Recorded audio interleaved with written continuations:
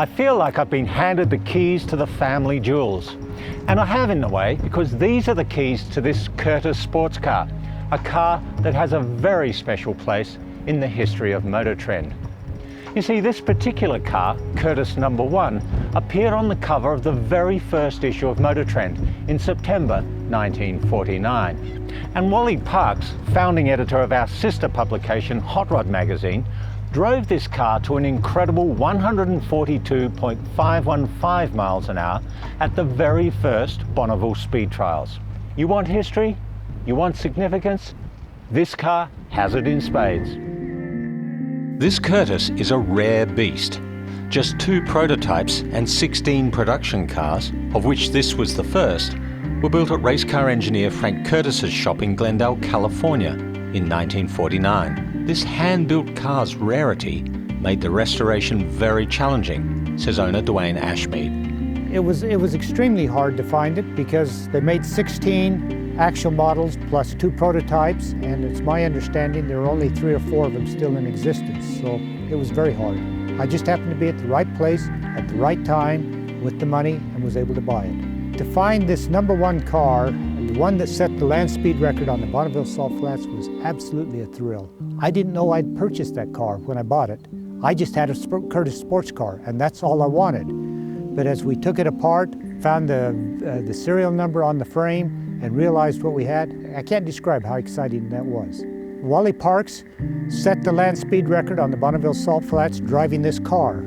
I had Wally sign the car. He told me at the time that he signed the car, he said, "This is the only car I'm ever going to sign because this is the only car worthy of my signature." This car appeared on the cover of MotorTrend magazine, first issue. That was exciting to learn of that because many of the small details I didn't know.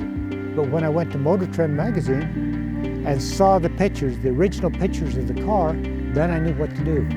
When I restored the car, there were 2 major challenges. One is that Frank Kurtis wanted to run a Studebaker in the car, not a Ford engine. But, and Studebaker kept saying, "We'll have a V8, we'll have a V8, we'll have a V8, but they never came forth.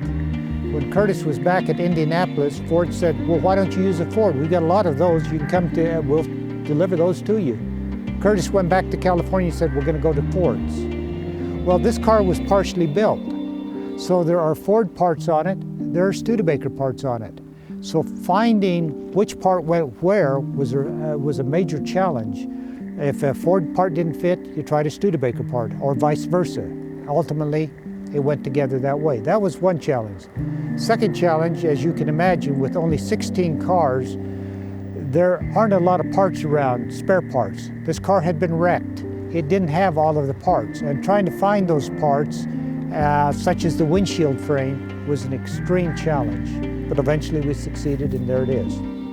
This car has covered just 28 miles since its meticulous restoration. It looks better than new. But what's it like to drive this irreplaceable piece of MotorTrend history? Let's find out.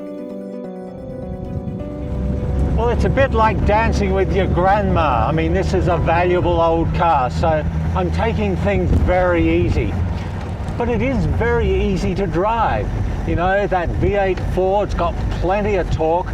It's only a 3-speed transmission, but you can just shift up early and it cruises along quite nicely. The ride's pretty good too for an old sports car. You know, Frank Kurtis had this theory. A lot of guys set their cars up really hard at the racetrack. Frank liked to have his car set up a little bit soft so the suspension could work, and you could feel it in this car. It's really quite a comfortable ride. The steering, this wheel looks like you should be driving a bus or something, and it's really close to your chest. But you know, back in the day you had to muscle the car around the corners. There's probably about 20 degrees of slack on the straight ahead, so you're kind of aiming it down the road. I'm not quite sure what Wally Parks would have been like at this thing at 142 miles an hour. At Bonneville, at least, you had lots of wide open space and you had to just aim for a point in the distance. The brakes, drum brakes all around, and you've got to pump them in this old car. But, you know, it might be old now, but back in the day, this thing would have been fast, and for the time, it would have been quite agile. American muscle meets European sporting tradition. Frank Kurtis had the idea 15 years before Carroll Shelby thought of the Cobra.